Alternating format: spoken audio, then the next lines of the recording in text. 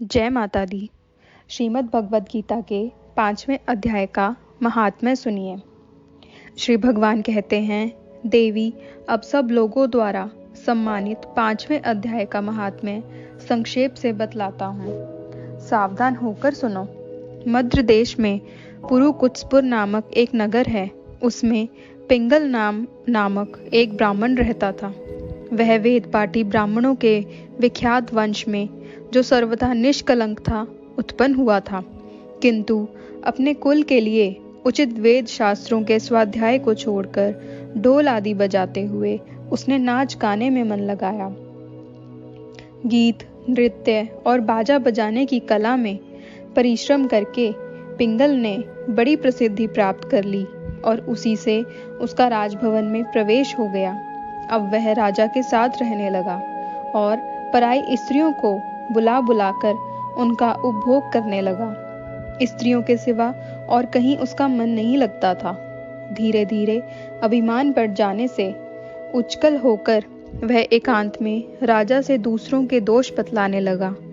पिंगल की एक स्त्री थी जिसका नाम था अरुणा। वह नीच कुल में उत्पन्न हुई थी और कामी पुरुषों के साथ विहार करने की इच्छा से सदा उन्हीं की खोज में घूमा करती थी।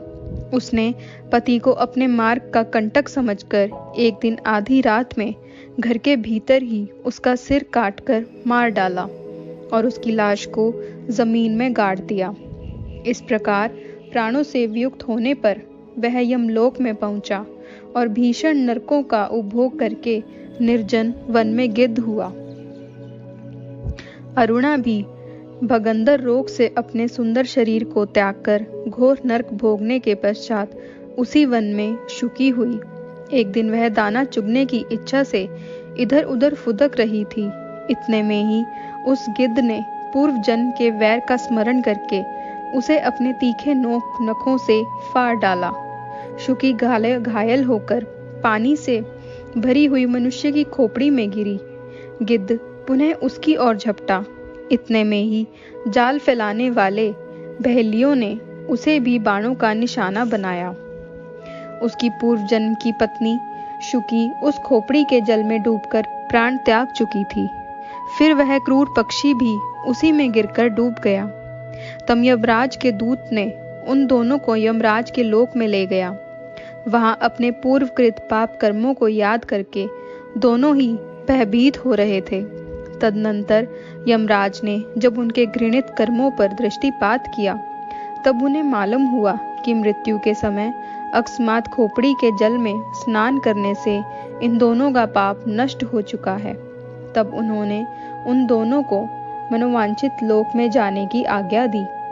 यह सुनकर अपने पाप को याद करते हुए वे दोनों बड़े विस्मय में पड़े और पास जाकर धर्मराज के चरणों में प्रणाम करके पूछने लगे, भगवन, हम दोनों ने पूर्व जन्म में अत्यंत घृणित पाप का संचय किया है। फिर हमें मनोवांछित लोकों में भेजने का क्या कारण है, बताइए।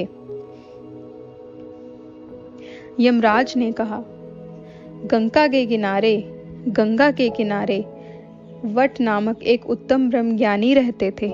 वे एकांत सेवी, ममता रहित, शांत, विरक्त और किसी से भी द्वेष न रखने वाले थे।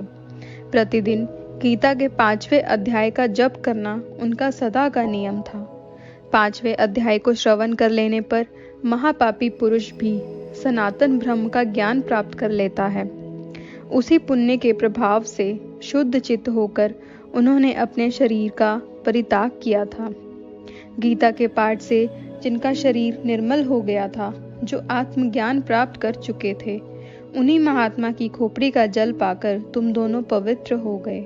अतः अब तुम दोनों मनवांछित लोकों को जाओ, क्योंकि गीता के 5वें अध्याय का महात्म्य से तुम दोनों शुद्ध हो गए हो। श्री भगवान कहते हैं, सबके प्रति समान भाव रखने वाले धर्मराज के द्वारा इस प्रकार समझाए जाने पर वे दोनों बहुत प्रसन्न हुए और विमान पर बैठकर वैकुंठ धाम को चले गए।